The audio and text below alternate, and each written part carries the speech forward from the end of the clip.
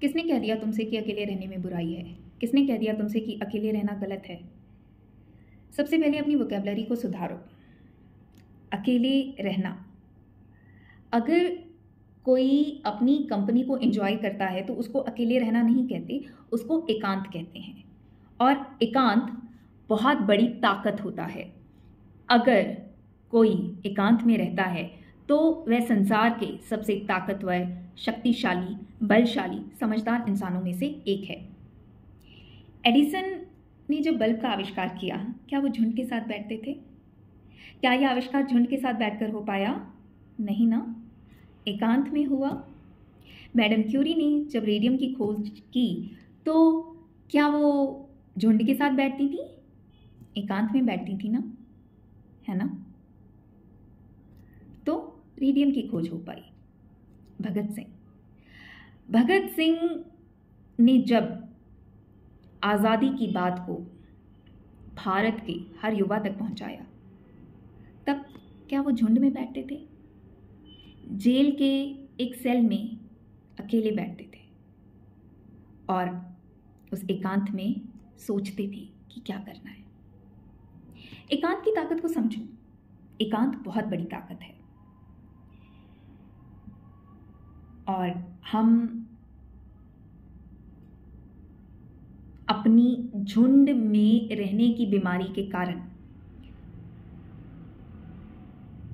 इस ताकत को कभी जान नहीं पाते।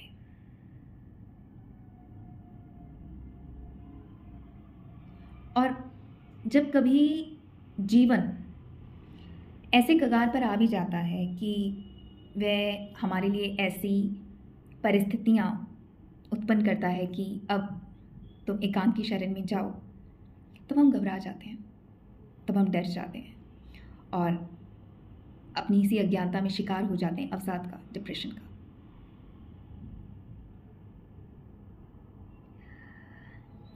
डिप्रेशन का सिर्फ एक ही कारण है, सच्चाई से दूरी, कुदरत के कानून के ज्ञान से दूरी। जितना कोई इंसान कुदरत के कानून के प्रति अनजान है, बहुत ज़्यादा संभावना है कि वह डिप्रेशन का शिकार हो सकता है। 16 साल हो गए साइकोथेरेपी करते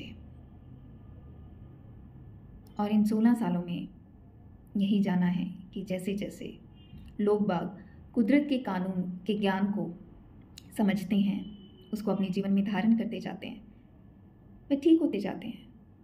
और जब वे ठीक होते हैं, सिर्फ वही ठीक नहीं होते, उनके आसपास सब कुछ ठीक हो जाता है। वे दूसरों के लिए भी सही निमित्त बनने लगते हैं। तो मैं यही कहूँगी कि तुम चाहे जो भी पढ़ाई करते हो पैसा कमाने के लिए, वो ठीक है, पर जीवन को जीने के लिए ना एक ही पढ़ाई है ना? और जीवन को जीने के लिए एक ही चीज़ सीखनी है। वह क्या है? कुदरत के कानून का ज्ञान।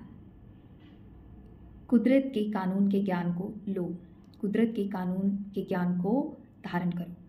और अगर इसमें किसी भी तरह की कोई कठिनाई आ रही है तो आपकी जो भी क्वेरीज हैं वह हमें लिख कर दो।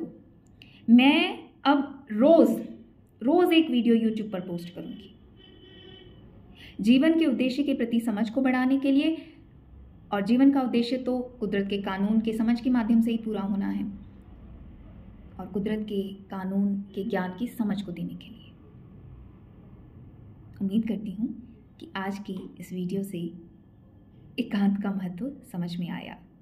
एकांत को गले से लगाओ और एकांत में कुदरत के कानून के ज्ञान को लो। फिर देखो, सारे डर, सारी शंकाएं, हर तरह का अवसाद छूमंतर। मिलते हैं नेक्स्ट वीडियो में। धन्यवाद। रब राखा।